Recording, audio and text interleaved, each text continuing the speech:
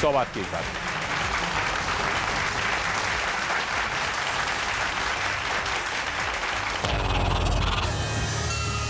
Ukraine से लेकर चीन और ताइवान से उत्तर कोरिया तक इस युद्ध में क्या वर्ल्ड वॉर वाली वार्निंग साफ साफ दिख रही है।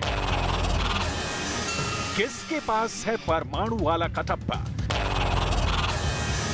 जिसके बम ने फैला दिया नेटो में डर, जिसने पैदा किया समंदर का बवंडर, अब चीन के और करीब पहुंच गया है अमेरिका का सबसे बड़ा डिस्ट्रॉयर। कैसे खामोश होगा, कैसे खत्म होगा विश्व युद्ध का सबसे बड़ा वॉर थिएटर। ये है तबाही की सबसे बड़ी आहट।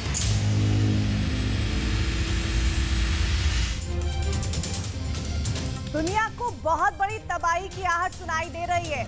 ऐसी आहट जिसने परमाणु युद्ध का शोर मचाया हुआ है। वर्चस्व का जोर है ऐसा हो गया जिसने समंदर को भी खौला दिया है। बाइडेन को डिस्ट्रॉयर दौड़ाना पड़ा। आप देख रहे हैं देश का number 1 news channel news 18 India और उसका नंबर 1 शो कच्चा चिट्ठा। मैं हूं आपके साथ प्रीति रघुनंदन। पुतिन ने यूक्रेन युद्ध में आखिर ऐसा क्या कर दिया है जिससे पूरे बाइडेन कैंप में सन्नाटा फैला हुआ है। नेटो के हेडक्वार्टर में खौफ पसरा हुआ है। जवाब है 5 टुकड़ों में यूक्रेन। ये स्पेशल रिपोर्ट आप देखिए और समझिए कि पुतिन का एक कदम दुनिया को किस कगार पर पहुंचा सकता है।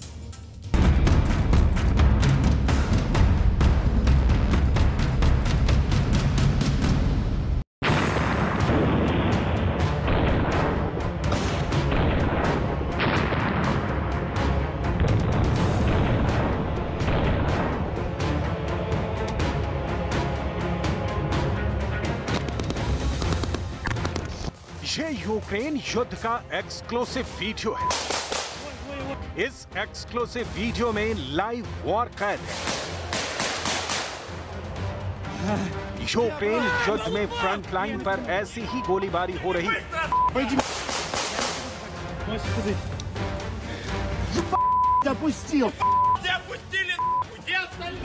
पुतिन की सेना ऐसे पीछे भाग रही है लेकिन पुतिन को फायर चाहिए। रणभूमि में धमाके चाहिए। रिजर्व फोर्स यूक्रेन में लैंड हो गए हैं लेकिन यूक्रेन के स्पेशल फोर्स के सामने पुतिन की नाक कटवा रहे हैं। गौर से देखिए इन फौजियों को, ये किस भाषा में बात कर रहे हैं और क्या कह रहे हैं।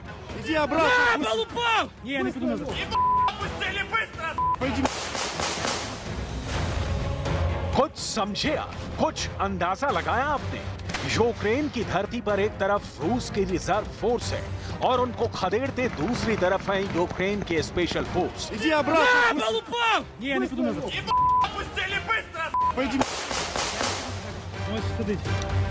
ये वीडियो खार्किव का है जहां रूस की फौज को पीछे हटना पड़ा है। इससे अंदाजा लगाया जा रहा है कि खार्किव में यूक्रेन की स्पेशल फोर्स कितनी तगड़ी लड़ाई लड़ रही है, जिसमें अमेरिका से मिली स्पेशल ट्रेनिंग और ब्रिटेन से मिले स्पेशल फोर्स हथियार रूस के सैनिकों के लिए काल बन गए। 7 महीनों बाद भी यूक्रेन में युद्ध का नक्शा ऐसे उभर कर आता है।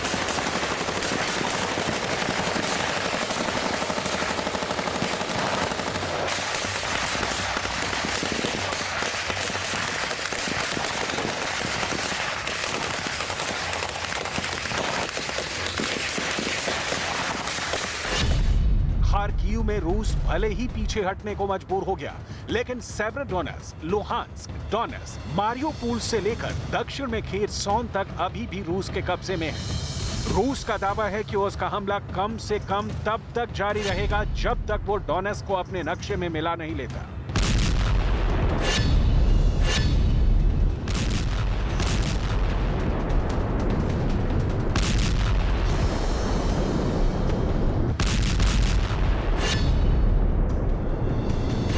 यूक्रेन युद्ध में पुतिन एक साथ 3 प्लान को आगे बढ़ा रहे हैं।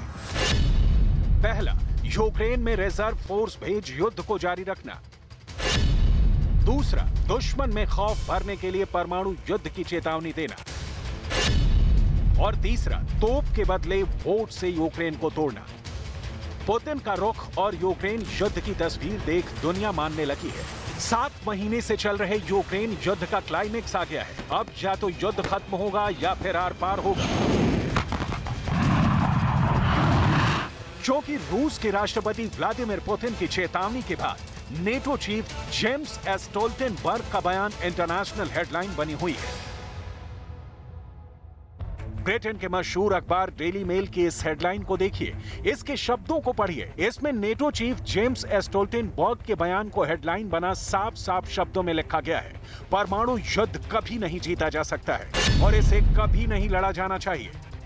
अपने इस ताजे बयान में नेटो चीफ ने यूक्रेन पर परमाणु हथियारों का इस्तेमाल करने पर पुतिन को गंभीर परिणाम भुगतने की धमकी दी है।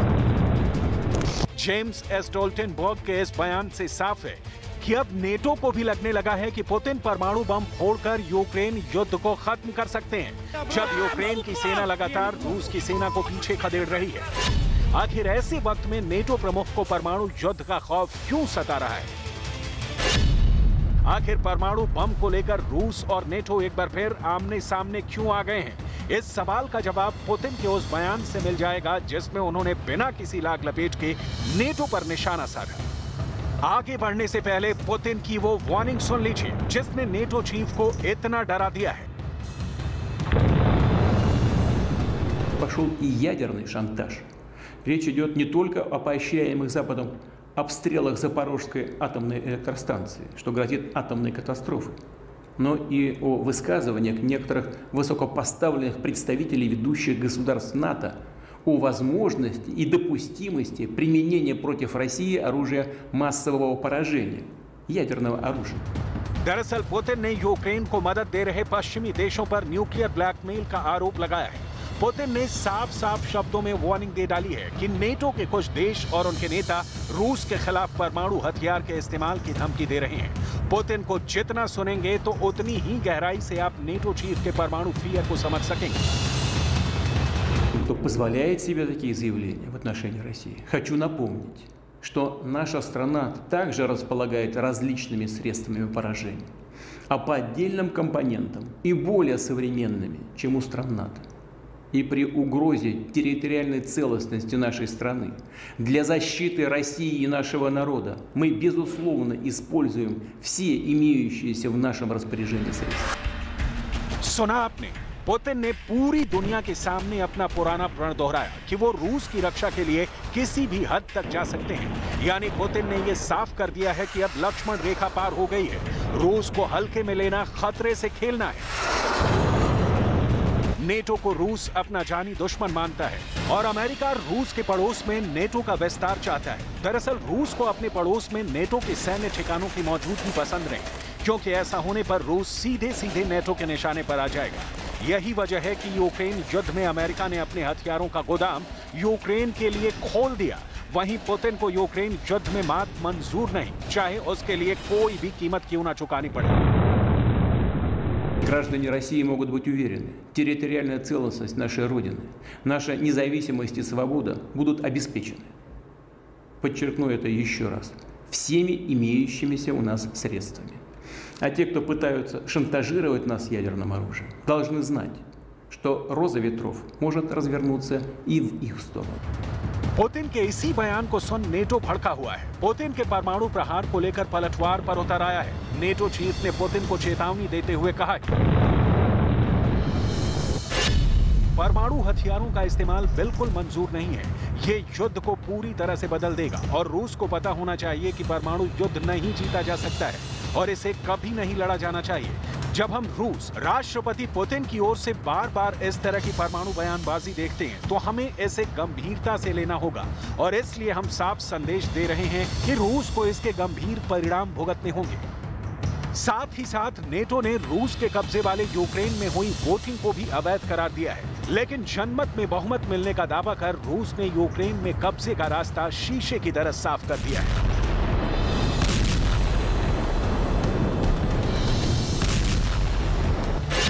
जनमत वाले इलाके हैं डोनेट्स्क, लुहांस्क, खेरसोन और ज़ैपोरिज़िया। ये 4 शहर मिलकर यूक्रेन का 15% इलाका बनते हैं। रूस की सरकारी मीडिया में जनमत संग्रह का वीडियो जोर शोर से दिखाया जा रहा है। कब्जे वाले इलाके में बैलेट बॉक्स से लोगों के घर घर ले जाकर वोट करवाया गया है। दावा है कि चारों शहर में बैलेट्स की गिनती पूरी हो चुकी है। डोनेस्क में 99%, लुहांस्क में 98%, ज़ैपोरिज़िया में 93% और खेरसोन में 87% जनता ने रूस का हिस्सा बनने के पक्ष में वोट किया है। В любом случае будет за Россию, потому что не просто так я пришла сюда голосовать. Хочется верить в лучшее, что все-таки жизнь наладится, вот, и все будет процветать, и мы станем Россией. Человек. Я всю жизнь был в России. Здесь была Россия. Какой ваш выбор был сегодня? Да. पुतिन के जनमत संग्रह वाले प्लान से साफ हो जाता है कि उनकी नजर शुरू से ही यूक्रेन के इस हिस्से पर थी और इस इलाकों को अब तोप से नहीं तो वोट से ही रूस में मिलाने जा रहे हैं। यूक्रेन की मीडिया कीव पोस्ट ने ब्रिटेन के खुफिया जानकारी का हवाला देकर दावा किया है कि पुतिन 30 सितंबर को कब्जे वाले यूक्रेन पर रूस में मिलाने का ऐलान कर सकते हैं, जिसे स्पेशल मिलिट्री ऑपरेशन की कामयाबी के तौर पर पेश किया जाएगा।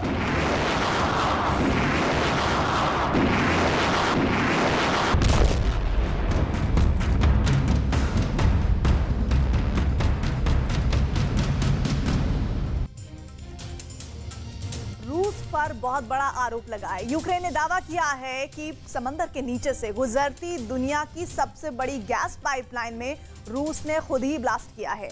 ये पाइपलाइन रूस से यूरोप को गैस सप्लाई करती है, जिसमें 3 जगह से रिसाव हो रहा है। गहरे समंदर में हो रहे रिसाव के बाद यूरोप के कई देश परेशान हैं। रूस का कहना है कि उसकी पाइपलाइन पर हमले के पीछे बहुत बड़ी साजिश है। रूस और यूरोप दोनों के अलग अलग दावों की सच्चाई इस रिपोर्ट में आपको पता चल जाएगी।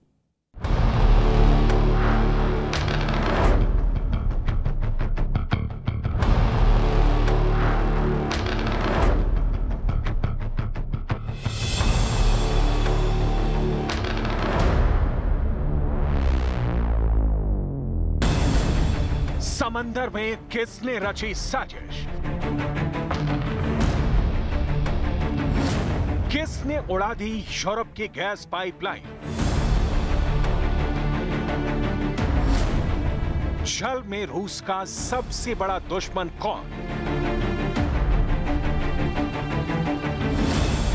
पानी में आग लगाने की स्क्रिप्ट किसकी?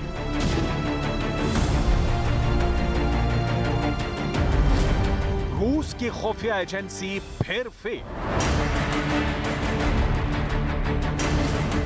यूरोप को रुलाने वाली डर्टी पिक्चर।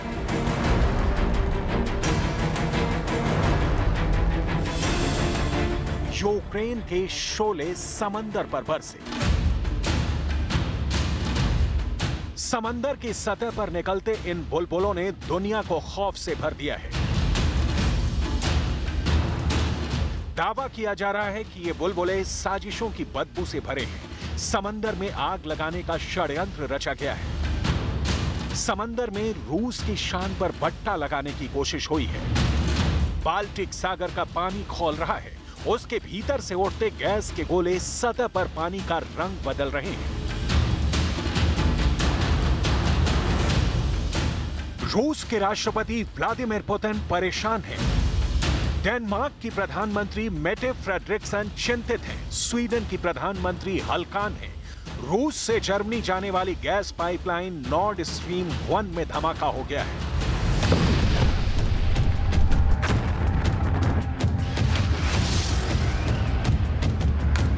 स्वीडन मैरीटाइम की ओर से बताया गया है कि नॉर्ड स्ट्रीम 1 में एक लीक स्वीडन इकोनॉमिक जोन में, जबकि दूसरा डेनिश में है। ये एक दूसरे के काफी पास है।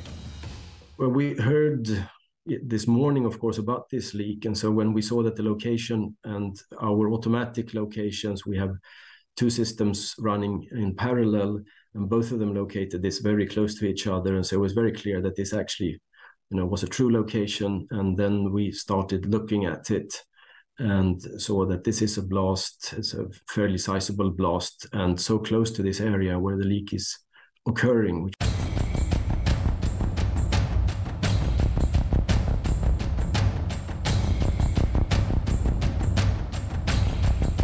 प्राकृतिक गैस की पाइपलाइन में हुए असामान्य रिसाव ने यूरोप के माथे पर बल डाल दिया है। बाल्टिक सागर में रूस के गैस पाइपलाइन में लीक ऐसे वक्त हुआ है जब पोलैंड और यूरोप को रूस की गैस आपूर्ति से अलग करने के लिए तैयार पाइपलाइन का उद्घाटन होना है। यूक्रेन वॉर के चलते रूस ने पोलैंड का गैस कनेक्शन काट दिया है। हालांकि कहा जा रहा है कि नॉर्ड 1 या 2 में रिसाव से ऊर्जा आपूर्ति को खतरा नहीं है, क्योंकि रूस इस पाइपलाइन के जरिए गैस की आपूर्ति नहीं कर रहा है। यहां तक कहा जा रहा है कि पर्यावरण पर इसका सीमित प्रभाव होगा, लेकिन यह सामान्य घटना नहीं है जिसे सामान्य गैस पाइपलाइन लीक मानकर छोड़ दिया जाए। नॉर्ड स्ट्रीम 1 ही नहीं, नॉर्ड स्ट्रीम 2 में भी एक जगह रिसाव का पता चला है। रिसाव वाले क्षेत्र में नेवी गश्त लगा रही है, जहाजों की आवाजाही रोक दी गई है, किसी नौका को भी इस क्षेत्र से गुजरने नहीं दिया जा रहा है। Jeg vil ikke udelukke det. Det er for tidligt at konkludere endnu, men det er en ekstraordinær situation, det er en usædvanlig situation, og der er tale om 3 læk, endda med noget afstand imellem sig. Og derfor er det svært at forestille sig, at det skulle være tilfældigt, det der foregår. Men det er for tidligt at konkludere på endnu, og derfor ser vi også.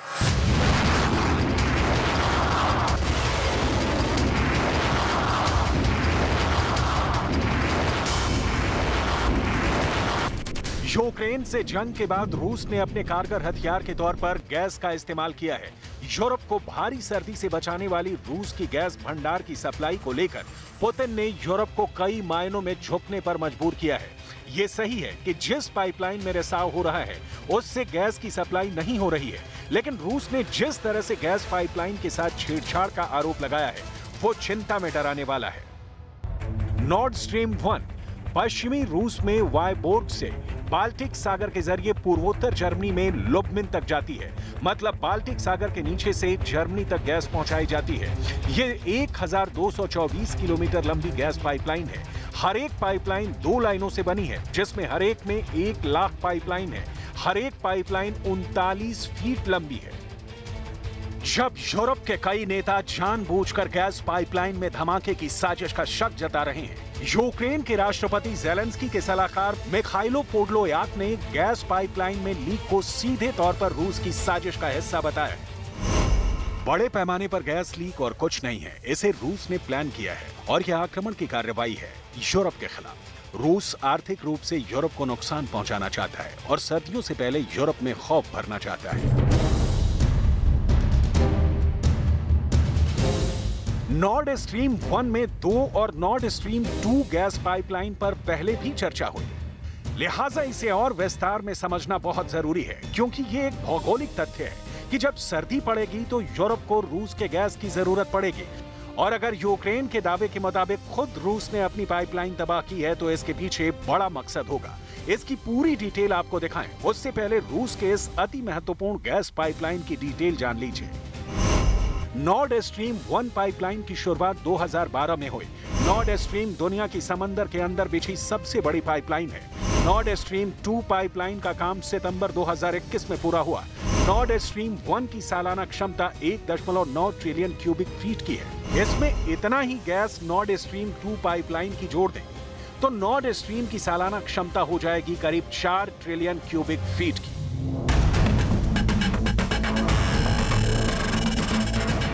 जरा सोचिए किस पैमाने पर Europe को रूस gas पहुंचा रहा है और पहुंचाने की प्लानिंग कर रहा है। इस पाइपलाइन के निर्माण के कारण मध्य यूरोप और पूर्वोत्तर यूरोप के देशों ने अमेरिका के साथ इसका विरोध भी किया। कहा गया कि इससे रूस पर यूरोप की निर्भरता बढ़ेगी और पुतिन इसका गलत फायदा उठाएंगे। यूक्रेन युद्ध के बाद पुतिन ने यूरोप को गैस सप्लाई करने को लेकर तेवर भी दिखाए और अब सर्दियां पास आ रही हैं तो फिर यूरोप खौफ में है, जिसकी ओर इशारा यूक्रेन कर रहा है। जंग में यूक्रेन को लगातार मिल रहे यूरोपीय मदद से पुतिन खफा है और इसलिए यूक्रेन दावा कर रहा है कि रूस ने ही पाइपलाइन उड़ा दिया है। दूसरी ओर यह भी कहा जा रहा है कि रूस के गैस पर निर्भरता कम करने के लिए अब पोलैंड और कई देशों ने मिलकर एक नई पाइपलाइन के उद्घाटन का फैसला किया है। इस पाइपलाइन की मदद से नॉर्वे से प्राकृतिक गैस डेनमार्क और बाल्टिक सागर से होते हुए पोलैंड पहुंचेगी। पोलैंड के प्रधानमंत्री ने कहा था कि इस पाइपलाइन से सप्लाई शुरू होने से रूस की वसूली और ब्लैकमेलिंग नीति का अंत हो गया है। हालांकि नॉर्ड स्ट्रीम पाइपलाइन में रिसाव की वजहों को साफ करने के लिए फिलहाल किसी ने भी कोई सबूत पेश नहीं किया है, लेकिन कई यूरोपीय देशों का आरोप है कि रूस ने जानबूझकर पाइपलाइन को नुकसान पहुंचाया है। यहाँ रूस का पक्ष भी जान लीजिए। Это очень тревожные новости. Действительно, речь идет о неких разрушениях в трубе, пока непонятно какого характера в датской зоне экономической. И действительно значительно упало давление. Но это совершенно беспрецедентная ситуация, которая требует срочного разбирательства. यूक्रेन और रूस के बीच युद्ध की वजह से फिलहाल नॉर्ड स्ट्रीम 1 से गैस की सप्लाई पर रोक है, जबकि नॉर्ड स्ट्रीम 2 हमलों से कुछ दिन पहले ही बनकर तैयार हुआ था, लेकिन सप्लाई शुरू नहीं हो सकी थी। ये तय है कि सर्दियों के सितम से बचने के लिए यूरोप को रूस की गैस चाहिए। रूस सबसे ज्यादा जर्मनी को गैस सप्लाई करता है, इसके बाद Italy, Belarus, Turkey, Netherlands, Hungary, Kazakhstan, Bulgaria, Denmark, Finland और पोलैंड का नंबर है। ब्रिटेन जरूरत का सिर्फ 5% गैस ही रूस से आयात करता है और अमेरिका रूस से बिल्कुल भी गैस आयात नहीं करता है। इस बीच कई देश रूस का विकल्प देख रहे हैं। अमेरिका ने इस साल के आखिर तक यूरोप को अतिरिक्त 15 अरब cubic metre liquefied natural gas LNG देने को तैयार है। इसके बावजूद 2030 तक हर साल 50 अरब क्यूबिक मीटर अतिरिक्त गैस सप्लाई की जरूरत होगी। अमेरिका के खुफिया एजेंसी CIA ने यूरोपीय सहयोगियों को नॉर्ड स्ट्रीम पर हमले को लेकर पहले ही चेतावनी दी थी। अब CIA का दावा है कि इस हमले में रूस ने अपने अंडर वाटर ड्रोन का इस्तेमाल किया होगा। यूरोपीय देश इल्जाम लगा रहे हैं कि इससे रूस को फायदा होगा। हमले के बाद से गैस के दाम जो गिर रहे थे, उनमें 19% की बढ़ोतरी हुई है। यूरोप एनर्जी के दूसरे स्रोतों के इस्तेमाल को भी बढ़ा सकता है, लेकिन ऐसा करने में समय लगेगा और ये उतना आसान भी नहीं है।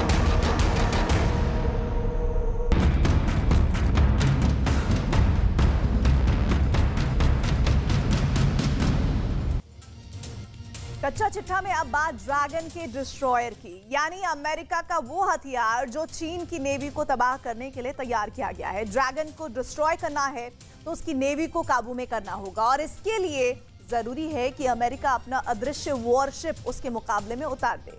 जो बाइडेन ने ठीक यही किया है।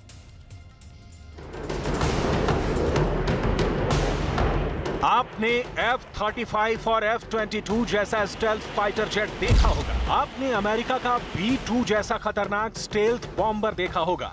आपने स्टेल्थ ड्रोन भी देखा होगा, जिस पर अभी काम जारी है। लेकिन अब अमेरिका ने शी जिनपिंग को डराने के लिए अपना स्टेल्थ डिस्ट्रॉयर भी एशिया में भेज दिया है। क्या है स्टेल्थ डिस्ट्रॉयर, जो रेडार में एक छोटी सी नाव की तरह नजर आता है? क्यों खास है ये वॉरशिप, जिसे दुनिया का सबसे खतरनाक जंगी जहाज कहा जा रहा है?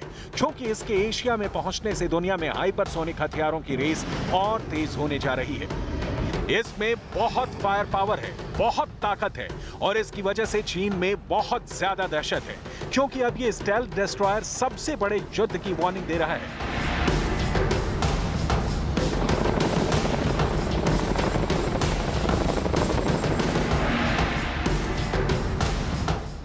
ये है अमेरिका का सबसे शक्तिशाली डिस्ट्रॉयर जुम-1, चीन के बहुत करीब भेज दिया है। कहा जा रहा है कि इस डिस्ट्रॉयर की फायरिंग लाइन में चीन है, लेकिन फायरिंग लाइन तो किम जोंग उन ने दिखा दी है। अमेरिका के उपराष्ट्रपति कमला हैरिस के एशिया दौरे से पहले ही उत्तर कोरिया ने एक बड़ी मिसाइल लॉन्च करके अपने परमाणु वाले इरादे फिर से जाहिर कर दिए हैं। किम इस मिसाइल लॉन्च से बहुत खुश हैं। उसने अमेरिका से बेखौफ होकर अपना मिसाइल वाला एजेंडा जारी रखा हुआ है। Just a few days ago, the DPRK launched a ballistic missile as part of its illicit weapons program, which threatens regional stability and violates multiple UN Security Council resolutions. Kamala Harris के Asia दौरे पर इतना घमासान, missile से लेकर जंगी जहाज की deployment, देखा जाए तो ताइवान की चिंगारी जापान के साथ दक्षिण कोरिया की दहलीज पर पहुंच चुकी है। अमेरिका के स्टेल्थ वॉरशिप का पैसिफिक इलाके में मौजूद होना बता रहा है कि पूरा एशिया अब बारूद के ढेर पर बैठा हुआ है। अमेरिका की मीडिया में कुछ खबरें देखिए और उसके सबसे खतरनाक वॉरशिप जोमवाल्ड की फायर पावर के साथ चीन को धमकाने वाला अमेरिका का अंदाज समझिए। हर जगह बताया जा रहा है कि अमेरिका ने अपना बलशाली वॉरशिप चीन के करीब भेज दिया है। पूर्वी एशिया में इस जहाज के आने का मतलब सीधा चीन को सबसे बड़ी वार्निंग मानी जा रही है। जोमवाल्ड की फायर पावर जानने से पहले देखिए इसकी सबसे बड़ी खासियत यानी इसका स्टेल्थ डिजाइन। इसे टंबल होम होल डिजाइन कहा जाता है, जिससे शिप को पूरी तरह ढका गया है ताकि उसका रेडार क्रॉस सेक्शन यानी रेडार की तरंगे जब उस पर पड़े तो बिखर जाएं या वो दुश्मन के रेडार पर बहुत छोटा नजर आए। कई रिपोर्ट्स में बताया गया है कि जोमवाल्ड रेडार पर एक फिशिंग बोट के बराबर नजर आता है। पैसिफिक क्षेत्र में जोमवाल्ड होने का क्या मतलब है? अगर ये लगातार यहाँ तैनात रहता है तो चीन को अमेरिका की ऐसी वॉरशिप से क्यों डरना चाहिए? उसकी सबसे बड़ी वजह समझ लीजिए।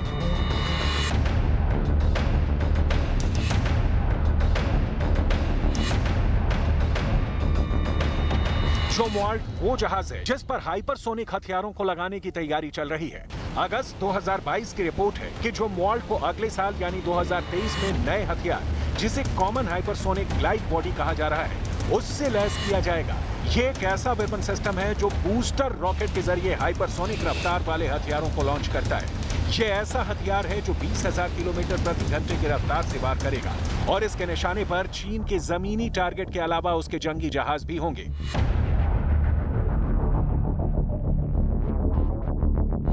इसमें कोई शक नहीं होना चाहिए, पेलोसी की यात्रा के बाद से ही ताइवान और चीन के बीच युद्ध के खतरे वाला मीटर चालू है। Sailors last month, not too far from here, China used Speaker Pelosi's visit to Taiwan as a pretext for an unprecedented show of military force. A pressure campaign against Taiwan. A series of destabilizing actions.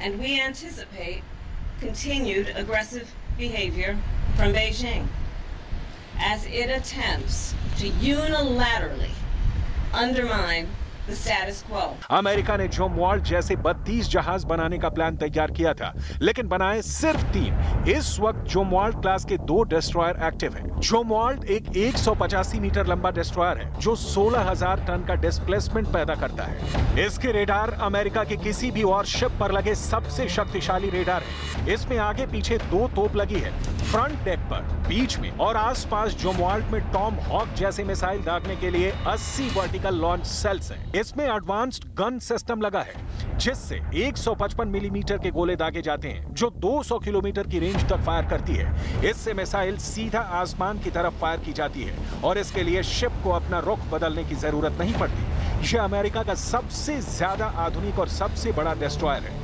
यहाँ तक कि America की सबसे बड़ी ताकत माने जाने वाली आर्लेक बर्ग क्लास के डिस्ट्रॉयर भी इससे 30 मीटर छोटे हैं और 10,000 टन कैटेगरी के वॉरशिप हैं। जोमवाल्ड और आर्लेक बर्ग क्लास के डिस्ट्रॉयर के मुकाबले में चाइनीज नेवी का एक बड़ा हथियार देख लीजिए, जो शी जिनपिंग दुनिया से छुपाकर तैयार कर रहे हैं।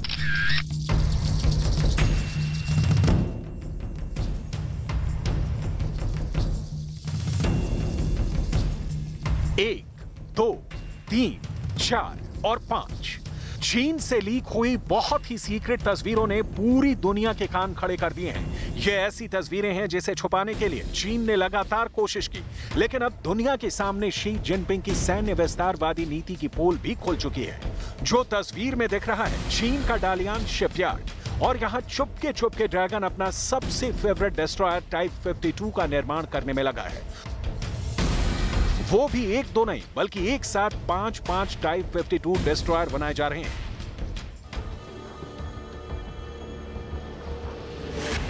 लेकिन टाइप 52 डिस्ट्रॉयर क्या है और आखिर इसे बनाने में चीन अचानक से तेजी क्यों ला रहा है, इसकी पूरी डिटेल हम आपको देंगे। उससे पहले चीन और अमेरिका की नेवी की तुलना देख लीजिए।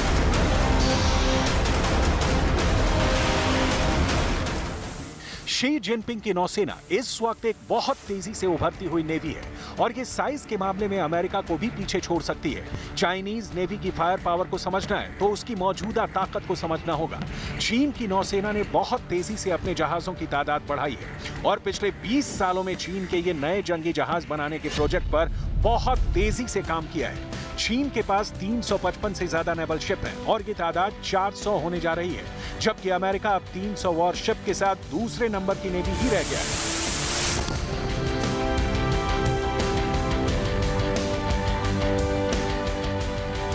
चीन की ऐसी तैयारी ना सिर्फ ताइवान के लिए बड़ा अलर्ट, बल्कि अमेरिका और जापान को भी सोचना होगा कि वो चीन की ऐसी बढ़ती हुई नेवल पावर से कैसे मुकाबला करेंगे। फिलहाल ताइवान में घुसने से रोकने के लिए समंदर में बारूदी सुरंग बिछाई गई है ताकि पानी के रास्ते चीन को रोका जा सके।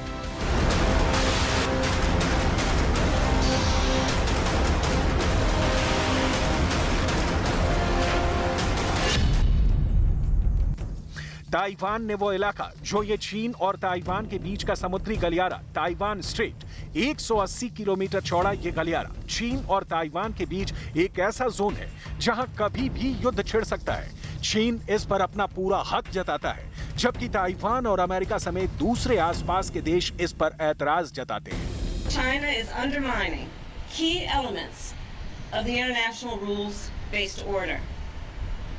China has challenged the freedom of the seas. China has flexed its military and economic might to coerce and intimidate its neighbors. And we have witnessed disturbing behavior in the East China Sea and in the South China Sea. And most recently, provocations across the Taiwan Strait.